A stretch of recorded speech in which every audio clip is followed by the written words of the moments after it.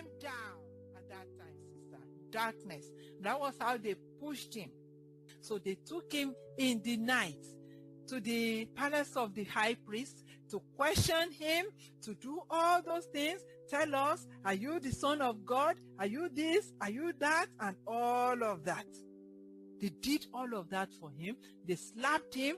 They did whatever they wanted to do. And, they decided that he was worthy of death. The high priest decided that he must die. Even the devil didn't know. He instigated everybody against Jesus. Even Pilate that wanted to favor him, he instigated everybody against him. He says, it's not, this man is not a sinner. This man has not done anything wrong. Let me just scourge him and then I will let him go. I will scourge him. I will let him go.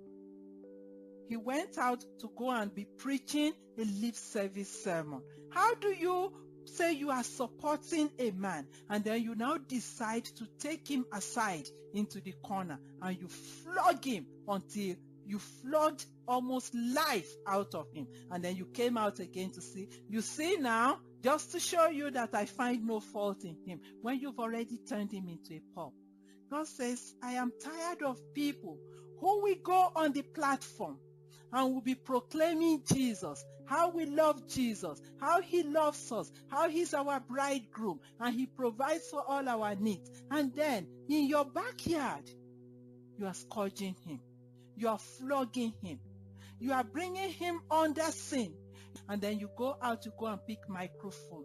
And the light that is inside is at disparity with what we are saying outside.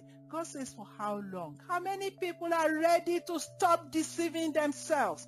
Those are the people that God has come for. We're going to plead with God. We are going to beg him. Pilate was asking Jesus, what is truth? But he never sat down to find out what is truth. It's been over 2,000 years now. Pilate never sat down. He walked out on Jesus. He walked out on Jesus.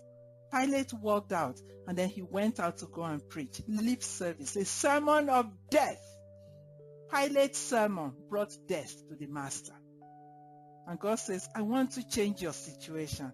And I'm praying, Lord, you will have mercy upon me.